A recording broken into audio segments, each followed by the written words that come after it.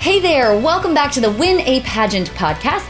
I'm your coach, Alicia Darby. Now, this episode features a client of mine who agreed to 3 specific things: to be coachable, to be vulnerable, and to have her coaching session recorded and published in order to help you. So I know that a lot of women who haven't had pageant coaching before don't really know what to expect or how much can you really even get done in 30 minutes. So this client of mine agreed to have her session recorded in order to show you what gets done and how it gets done during a virtual coaching session. Okay, so I want you to listen to this call from 2 different perspectives. First of all, I want you to think, could pageant coaching, especially virtually, even be something that could help you in your pageant prep? I want you to be thinking about that. At the end of the video, I'll tell you how you could make that a reality for you.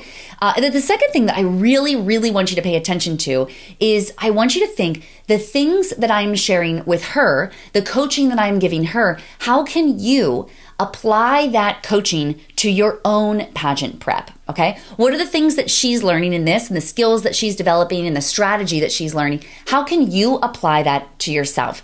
I'm so grateful that this client allowed me to record this call because I know a lot of the things that she learned during this call will support you in your pageant prep. So sit back with an open mind, maybe get a notepad and a pen handy because a lot of this coaching is going to apply to you too, all right? Enjoy. Tell me, from your perspective, tell me what you want to work on today. Like, what's our main focus?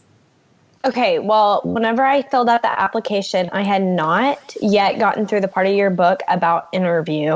Okay. So I was very just like deer in the headlights about like, okay, when's okay to,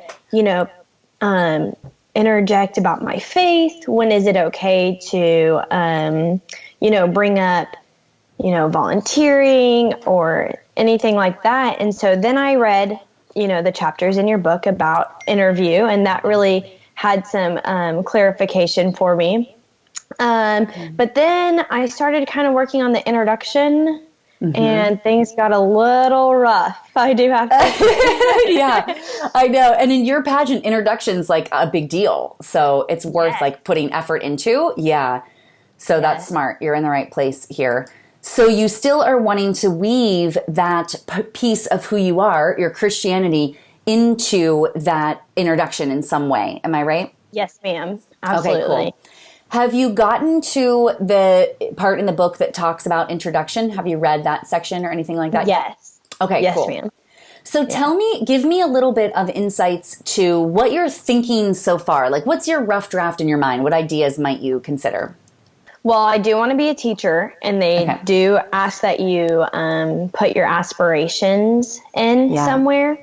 The reason I want to be a teacher is because I really feel that a lot of kids don't believe that they are worthy of being loved, or they are just not, they don't have courage really. In the pageant world, we would say like, just be who you are and embrace that, That's right. But they just don't have the faith in themselves to do that. I just really want to empower like everyone around me. And so that's a really good profession to do that. That's excellent. Yeah, good. Yeah, that's awesome. Did you have a teacher that did that for you? Well, both of my parents are teachers, and my brother is studying to become a teacher. But cool. All of my elementary teachers, all of them were wonderful, and that's what I want to do. That's good. Yeah, it's interesting. I grew up with teachers too. My mom and dad are also we're both in education. And really? Yeah. And you know what is interesting is I feel like as kids of educators, we have such an advantage because educators, like to your point, are naturally training for life skills in addition to the training that they're doing, just like whatever, the book work and stuff, but it really is about life skills and imparting a confidence, like you can do this. And then when you give the mark, you're like, look, you did do it. It's like, that is a cool thing. So I think you're right. We as kids of educators, we have a special experience to experience that at home, which a lot of kids aren't experiencing at home. Yeah. So that's cool. Okay. What else? Good. So teacher, what else are you thinking? So I've been doing your free little work course online. Good. And so I have my list of achievements here. Yay. Okay, good. I'm glad you did that. Yeah, this is going to help us. So I put the greatest accomplishment of all is I've accepted Jesus, because that is the best part of my life. Yes. So let's talk more about that real quick. So when did you accept God? I was 11. Oh, wow. You really? Okay. Yeah. Tell me the story. Okay. So I love telling people this. It's so fun. I grew up in church. Both my parents my dad was a deacon growing up, and my mom was very involved. She was even the children's minister, along with being a teacher. Anyway, so I really, they had always, said you need to have a relationship with Christ, because he will be your ultimate fulfillment, and he's going to, he wants you to be with him forever. He wants to take away your sins. So, I first started learning about this. I went to preschool. It was a Christian preschool, and they were like, you need to accept Jesus into your heart. And so I remember little bitty Allie got down by her bed, and she was like, Jesus, please be in my heart. Amen. Okay. And so, but I really didn't know what that meant. Yeah. And so as I grew up in the church, I had some great people pouring into my life, and they were really encouraging me, like, hey, you need to, I'm Baptist, so we say the ABCs, admit you're a sinner, believe in, believe Christ is God's son, and confess, this is what I believe, and this is what I want for my life. Anyway, so I started learning about this, deeper, being saved. And so I was like, I actually already done that. I just asked him to be in my heart. So pretty much done it. But I just kept God just kept placing it on my heart. Allie, I want to call you deeper. I want you to have a relationship with me. And even as young as a little kid, I remember having a hole, somewhere in my soul that was I don't know how to fill this. Maybe I'll play some more with my Barbies. Yeah, exactly. And so when I was 11, I put it off so many times, and I wish I had more time to explain. There was some things that happened, I came home one time, and I was in 5th grade, and I was sure that, this is going to sound crazy, I was sure that the rapture had happened, because my entire family had gone to the grocery store. I didn't have a cell phone. I went to my neighbor's house. Yeah. He was a pastor. I knocked on his door. Nobody answered. Then I went to my other neighbors, knocked on their door. Nobody answered. I was like, you know what? I'm going to accept Jesus right now. Please take me. And so the following summer at church camp, I just, God was like, it doesn't matter what anyone else thinks, Allie. Yep. It's between you and me. And so finally I was like, yes. Okay, Lord. Yes. And so that's when I accepted him. Wow. Isn't that so interesting? And your story reflects so much for the rest of us. I'm probably twice your age or more. And I had an experience where I actually grew up in the church as well. And I don't remember a specific moment where I accepted Christ, but I do remember when I was in graduate school that I was so distant from God, but there would be those little moments where he continued to pursue me. And then we would get really close, and then I would disappear again, and then he would pursue me. And it's this nonstop pursuit is such a beautiful thing that what you're describing, things do happen. And it's so funny because it is it's the kind of stuff when God's pursuing you, he's doing it almost like a good boyfriend would pursue you. He pursues you in the ways that are the most unique to you, that really only you would know about. It's kind of your inside secret kind of thing, So it's hard, it's confusing to explain it to other people, because you're no, it's just, it happened, I swear, but it's so unique that it's, So this is beautiful that you've had this experience. So tell me, how does that show up? This experience that you've had about being pursued by God, and then finally fully saying okay, I'm committed, let's go deep, God, take me there. How has that shaped the work that you do now, even in your community service, the things that you do through pageantry? How has that shaped your work? Okay, so I can be standing in a grocery store, okay, and God has really placed this in my life. I can be standing in a grocery store and look to my right and think to myself, where is that person going to be when we die? Wow. And that just breaks my heart. Like, it just makes me want to say, do you know that you are so loved? Yeah. Do you know, like, that, there's a God up there that wants to save you from going to, a place that he doesn't desire anyone to be. He desires everyone to be in heaven with him. Yeah. And so, like, for sure, that's how I definitely, like, that's my number one priority is making sure, like, hey, do they have that relationship? And then I've done a lot of, like, this whole quarantine thing. I've been in my house for 2.5 weeks now. Yeah. Wow. You've been in longer than we have. Yeah. Yeah. I forgot what hair products smelled like until I started using them today. And I was like, this is a beautiful smell. That's hilarious. You're like, oh yeah, that's the smell of coming back to life here. Yes. Oh, that's funny. Anyway, through quarantine, I feel like God has really wanted me to share more with people. And a lot of times I'm like, God, that's weird. Yeah. That I'm, prepared to just walk up to someone and say, like, hey, do you know where you're going to go? Yeah, exactly. And so I've been reading this book called How to Share Jesus Without Freaking Out. And it was like, hey, maybe you've been coming at this wrong.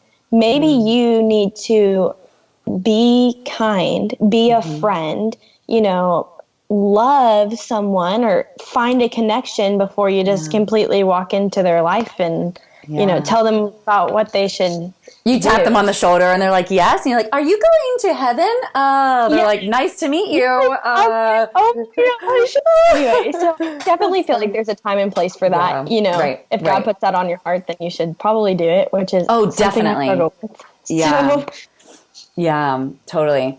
I've had those grocery store moments too. I actually remember God told me to pay for the groceries of the person in front of me, and I actually did not do it. And it was awful because it's that experience of like, I knew for a fact he told me to do it and I didn't do it because I thought it was so weird. And I was like, it was a man and I'm like, I'm going to embarrass him and, emasculate him. And I just was like, and I didn't do it. And the opportunity passed. I felt horrible. I was like, but I was like, the scripture that came to my mind is he is a God of second chances. And I was like, he's going to give me another chance. And he did. And I did it. And it made a world of difference. It was like, years later, years went by, but I was always paying attention. Like, he's going to ask me to do this again. I just know it. It's amazing when you follow that obedience because it comes at perfect timing, But yeah, to follow your, like, I want to do this, but I don't want to be, you don't want to turn people off because I found that too, that a lot of people are turned off by the concept of religion because they feel like it's just one more thing they have to do. And what we know about what you and I know and as Jesus followers is that it isn't a religion. Like, Jesus didn't die on the cross to like create a new religion. He actually died on the cross to remove religion. That all the religious people that put him on the cross, oh, well, you're not allowed to do that. You're not allowed to look, it says this, it says that. He actually died on a cross to get rid of that and say, no, I'm just going to show you how to live like a good person, Yeah. So it is an interesting thing, the difference between, but so many people are shut off to, hey, who are you to tell me how I'm supposed to live my life? But what you're describing is like, without judgment, to just show up in those characteristics, in love and in sound mind and in power and in those things that are tenets of being a daughter of the King anyway. Yeah. Yes. This is good. So how does that, like, let's envision that you are at an event, that you're at a community service event or something with your crown and sash on, and you interact with somebody and you get that tug that you're like, that God is kind of saying to you, like, hey, get to know them a little bit, do your thing, like work your magic over there. What might be some of the characteristics that you lean into that you have that are things that you can emulate? Like, what might be some of your approaches from the book that you're learning and just from what you know? Well, I would probably say, like, hey, I try to bring like a common ground, like why we're both here, or how can I help you? Or, hey, I came over here because I felt like, you might need a friend to talk to, and I would love to be that friend. Anyway, if I was wearing my sash and crown, then I might say, I wouldn't be here, later in the conversation without all the things that God has done for me. Can I share that with you? So that's good. Ooh, I like how you said, can I share that with you? I like how you said, can I share that with you? So that if they're not open to receiving it in that moment, then you can politely say, okay, well then, whenever you're ready, I'm here for you, and still exude.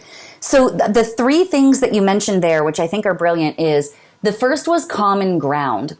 And kind of that idea of like, we're all in this together, this whole like, here, we're at the same place at the same time for a reason. We're sharing an experience, whether you like it or not, we're sharing a moment right now, you know? So it's like that, setting the common ground, helping. So being the one that extends the helping hand. And to do that, you have to first kind of know that you are on solid ground. You have to have enough in order to give from abundance, right? So giving that help to somebody else. And then the third was to just be a good friend, you know? And I think that in pageantry, that is what we're called to do as pageant women, right? That we're called to be a role model. We are called to serve, to help others. We're called to be relatable, which is that common ground. And we're called to be a friend to people, you know, to not be this catty, bratty kind of experience, you know, for them. Like we don't want them to experience that. But rather we want them to experience like what you and I know as the love of God, but what others might just see as like, oh, she's just a nice girl, you know? Have you already started writing or outlining your introduction? No, ma'am. I have really thought about, you said to weave something in between your 5 greatest, you know, maybe accomplishments or stuff like that. I really haven't been able to really weed out which accomplishments I feel like are most helpful in this situation. So but you have them written down, right? Yes, so pull up that list. Can you read them off to me just quickly and let me see what's all? I'm sure there's like 20 or more. So just give them to me, kind of like nail it out. Yes. Okay. So we already went over the first one, which I accepted Jesus because religious was on there. I said I am involved in several community outreach programs through my church, teaching children's church, being a VBS volunteer. I've gone to Honduras twice to serve. I've helped pass out Thanksgiving meal boxes to people in our community. Last year, my sophomore year, I earned a superlative, which is usually given to seniors for my athletic for my athletic field. Cool. It's called the Turgenet Heart Award, and it's given to someone who maybe isn't like the best athlete, but is always giving 100% full heart. So that's why it's called the Heart Award. That's cool. Let's see. On here, I'm not really sure which category this is on, so I'll just read it. It said, knowing that I am not alone and I can only do life with Christ, learning that I am more than my accomplishments or failures, and I am loved by God, and that's what defines me. I think that's was good. The lessons. Yes, yeah. That's so good. Then I also put on there that I'm a 4-year varsity cheerleader and track and golf athlete.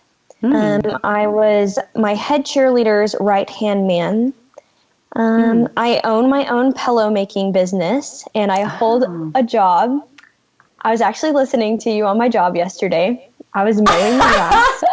That's cool. That's good. The Head Start building across the street from my house. I get paid for that. That's great. Wow. That's a good gig. You were in my ears when I started screaming because I thought that there was a snake. And it was a bird, and it flew out. I didn't know it was there. I went to move something, and there was a bird's nest, and it flew out and hit my ankle. And I screamed so hard that I got lightheaded and started seeing stars. Oh my gosh. Anyway, I was like, I'm going to have to tell her about this. That is hilarious. To the summit. Oh my gosh. I feel like I was there with you now. Yes, you were. That's hilarious. Oh my gosh. I love then that. I did find a snake and it was dead. I was like, okay, this is not good. I'm going to listen to this summit later. Yeah, good. Good thinking. Stay focused. Oh, that's funny. Cute. Yeah. So pillow making and mowing grass. This is good. What else? Okay. And let's see. Oh, being a cheerleader, I mentioned that I actually don't tumble. And so last year when I started my pageant journey, it really set, National American Miss is very big on we are girls with dreams. Yeah. And I was like, am I really accomplishing my dreams? And so I was like, I want to be a good cheerleader, so I have started going to a private coach for tumbling. Wow. I actually can't right now. I'm injured, but it's okay. I'll bounce back. Temporary. That's right. It's temporary. Anyway, so I started late in the game with that because I am 17. And a couple of years ago, I'd gone to some classes. I was in 8th grade, and I felt like I was babysitting because I was on like the beginner level, and all these little 5 and 6 year olds are on the beginner level. And so I quit because I just couldn't, it was very, it just really knocked me down to just walk in there and be like, okay, I'm here for tumbling with 5-year-olds. Yeah. And I'm 14. Yeah. So, yeah. Anyway, I started going back to that. But now you're back at it. So you found a private coach. So you still solved the problem in a way that was more suited to you. Yeah. That's awesome. So I love all these things. And so I kind of, as you were talking about them, I was kind of categorizing so that we can choose a couple of things. Remind me, what else are you required to talk about in this interview? So you mentioned career aspirations or introduction, I mean. So career aspirations, what else are you required to say? My name and my hometown. Perfect. I don't think I say my age, so I think it's just aspiration, name, and hometown. Okay, excellent. This is great.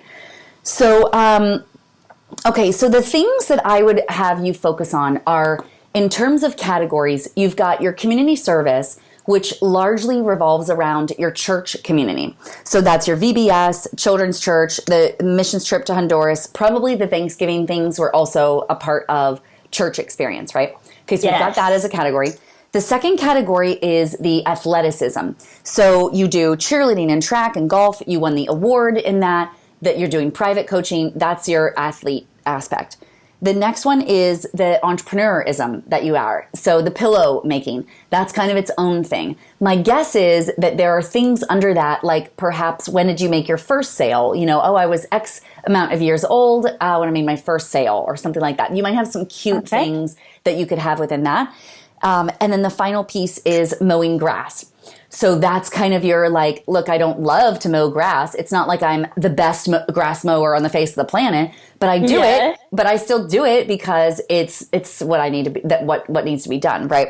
Yes. So the things that I feel that is a thread that's running through all of these aspects is really what you touched on in the end, which was this idea of being coachable. So showing up as open arms, show me what I need to do. So you're teaching already, and you have an interest in becoming a teacher, so that's great that you're doing it, but you're not a teacher yet, and yet you're teaching. And I'm sure you've been doing it for a while. It's not like you just got that job last week, right? So it's like you've been engaging in that now for some time. Being an athlete, going all in, not stopping at what is enough, but going all in for something. And you've got evidence of that through the award. Same thing with cheerleading. So recognizing that you actually are able to do even more, to go even deeper, to reach even higher, to stretch yourself. Sure, you could be a cheerleader and you'd be a great cheerleader, but what if you could also tumble? And it's not going to be easy, but you're still going to do it, Yes. Same with the pillow making. Anyone that starts a business knows that it is not easy. No one goes into entrepreneurship because it's easy. You go into it because it's something that you love and you enjoy, but you allow yourself to be open to pushing through those difficult times and coming out on the other side of it, So allowing yourself to learn new things, it's especially cool because all of these different areas cover a broad spectrum of how you will be able to relate to others. So the cheerleading thing will relate to a lot of people who are into that kind of thing. The athleticism of you will relate to people who are into that kind of thing. You'll get the people who are into business ownership and landscaping and the church stuff and volunteerism. You'll be able to relate to a lot of people. And that comes back to your goal of common ground, So let me ask you another thing before we kind of find the thread and put it all together is that... Yes. What do you envision should you win? Do you have a legacy project or a specific product or anything? What's your main thing that you want to be promoting throughout the year? Well, I've actually been so excited during this quarantine. Oh, I totally forgot to mention to you that I counted the number of extracurriculars that I do, ranging from class officer, student council, national beta club, to all my athletic things, and it counts up to a total of 10 things. I can okay. Wow. And that's just school related. So, wow. Okay. Anyway, why I didn't write that down, I'm not sure, but that popped in my mind as you were speaking. That's good to know. Yeah, thanks. Good. I wrote it down. Yeah. This is good. Okay. I have actually been playing with the idea of kind of my platform being you matter. We don't have to have a platform, but I think as you said in the book, you don't have to have a platform, but you do. You do. Exactly. That's exactly right. Yes. So, what is it? I wrote it. Let me look at it just 1 second in my pageant binder here. Yes. Okay. Yeah, you matter. Good. I like that. So you matter, what would that consist of? Does YOU, does it stand for something, or is there a certain, what is encompassed in you matter? Tell me more. So I wanted to do you matter because I wanted it to be I want it to be the girl sitting next to me in the pageant interview. I want it to be, I feel very strongly about, abortion, which is a very hot topic, but I feel that that baby matters, and that mom who is carrying that baby, she matters, and she is loved by the King of Kings. And, a kid that's been in the foster care system, he matters, even if he doesn't feel like that. And so that's really my goal in the whole you matter is everyone. It doesn't matter, if it's you who I'm talking to. I want you to know that you matter. I want, the kids to know that I teach, hey, you matter. I want you to know that as you grow up, or hey, we're the same age and, we're in the same pageant. Do you know that you matter? Kind of. So, or just everyone. This is beautiful. I love this. So you matter. As you were saying that, I was thinking, because you were like, just because you exist, you matter. And I was thinking of that spin on words of the noun matter, that something exists. And just by nature, that when God creates something, that just by the fact of it is in existence, it is valued. That you don't have to do anything. You don't have to be anyone different. You just are important just because you exist, That could be something useful for you as you're putting together your legacy project as well. I think that you matter. I feel like it comes from a place of the common ground, perhaps, is that you exist, right? So you matter simply because you exist. I matter because I exist, not because I'm accomplished, not because I'm whatever, which are fun things, and we enjoy doing fun things in life, but that isn't what gives me my value, right? I just matter because I'm here on this planet and God put me here. So I'm in place of our common ground, and same for everyone that you connect with. It's like, you matter because you're here, and you matter because you're here, and we're all on the same common ground. The second thing that I think is important is that friend aspect. So people have to feel that they matter, and the way that we feel that we matter is through somebody else that is in our space, right? Because if I'm just sitting here all by myself, it doesn't really feel like I do matter, because how do I engage in the world, or how does the world engage with me? If I matter, well then shouldn't somebody be reaching out, or shouldn't I have a purpose in something, So it's like that drawing, that friendship aspect. And then the third thing that you originally mentioned is the help aspect. So we all want to have a friend, but the best way to have a friend is to be a friend. So perhaps with your project, You Matter, you might even consider, how can you design a something that you can do in your day-to-day world. You mentioned already that there were some things that you were starting to do online. So maybe you could blend that type of work with this concept of You Matter, and perhaps even create I don't know if it looks like maybe there's like a group of people that meet regularly, or maybe it's more of like a buddy system where if you need a buddy and you're willing to be a buddy, then you can kind of like join this group. If you believe you matter and you want to make sure others matter too, then you join the You Matter group. And you are saying, by raising your hand for that group, you're saying, I know that I matter and I want other people to know it too. I know I have strengths. I know I've got values. I want to share those with people. And I am willing to draw those values out in others. So perhaps that's something you could work with. And I don't know if it's right now our really only options are to do like an online group. But perhaps that's a way to grow it. Maybe it becomes something that turns into something within your community. Maybe it's something that your youth group ends up taking up and kind of shares with others, that like just doing the things. And then I think, how does that translate to the work that you do in pageantry? Well, by showing up with the thread of knowing that the work that you are doing is intended to let others know that they matter. So if you show up for a community event, your goal is to let everyone that you interact with know that they are important, that they matter to you, but they matter because they exist, that just because the fact that they're here, they are an important, just intrinsically, right? Yeah. So when we think about what's brilliant about this is that the work that you are likely doing and in your future as a teacher, it's exactly this, that you didn't say it in You Matter terms, but you said that that is what you want to do. You've experienced it. Fortunately for you, you've experienced it likely from other people, you know?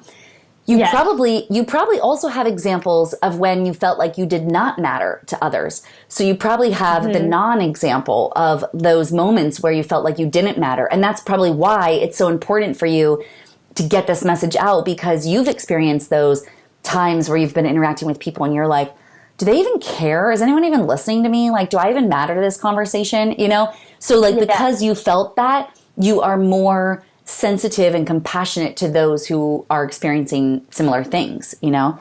Absolutely. Yeah. So what I would do as you go through and you are probably, let me see in the book where you're on, because I'm going to give you some homework of how you can work through this. And since you have the book, that's great.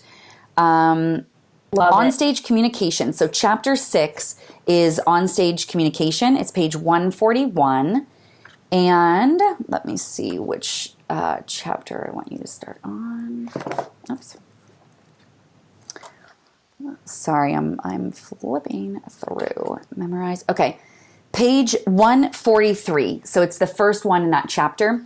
The personal on-stage introduction. So step 1 is the accolades. Okay. We've done that. We've drawn that out. Now we have categories for those accolades.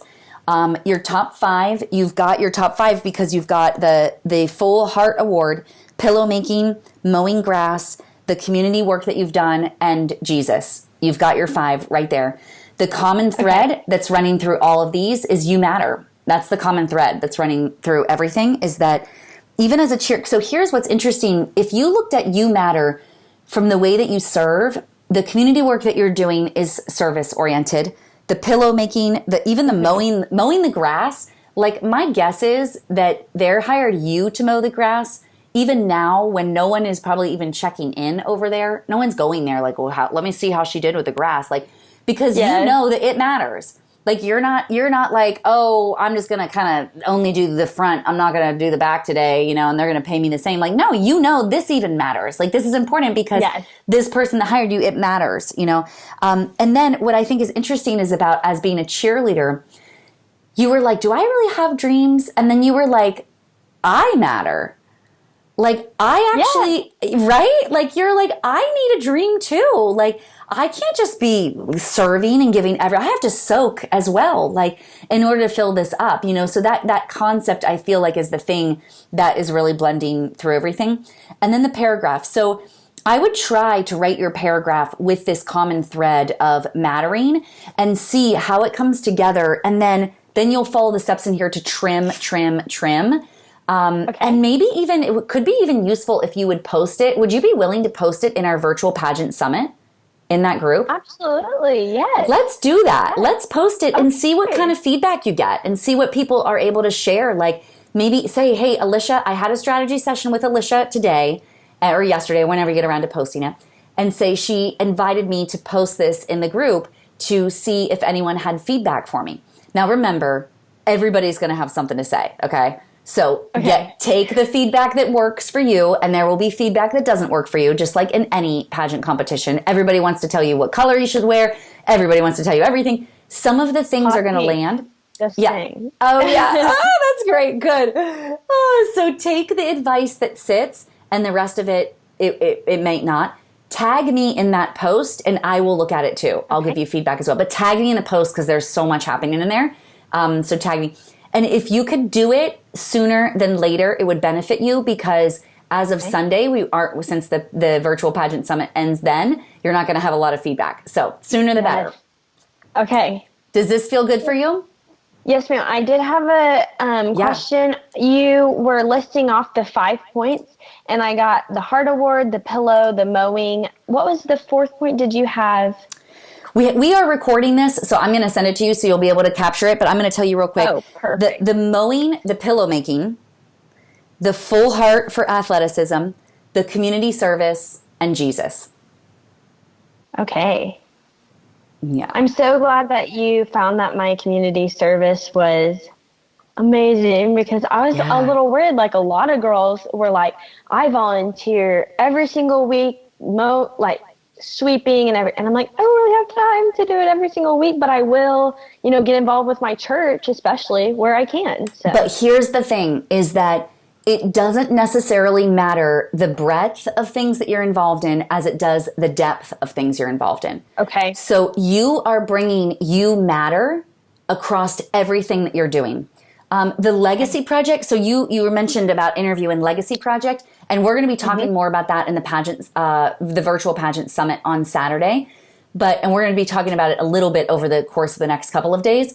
But that is going to be a game changer for you. So that's why I'm suggesting the quicker you can get something tangible going with You Matter, the better. Because then you'll have a specific thing that only you're doing. While everyone else is counting their volunteer hours, you'll be able to say, I actually launched a group that supports one another called You Matter. And what we strive to do is in every interaction that we have, in every place that we show up, our goal is to make others feel like they matter and to receive the love that others are giving that inform us that we matter. Ooh, wasn't that good stuff? Oh, I hope you learned so much from her. I know I had so much fun doing this strategy call with her as we usually do. It's fun. So 2 things. If you need to hear more of these strategy sessions because they're so good and you can learn so much from them, then just search strategy sessions because I have a few more clients that also agreed to be recorded. So you'll be able to look at the behind the scenes of their calls as well. And then if you are ready to schedule your strategy session, you can go to winapageant.com/coaching. That's going to take you to my calendar so you can see what appointments are available and when you can book yours. And you'll also see pricing options there, which types of calls are available and how much do each of them cost. And you can book your call directly from there. I cannot wait to work with you. Head over to winapageant.com/coaching to check it out. I'll see you next time.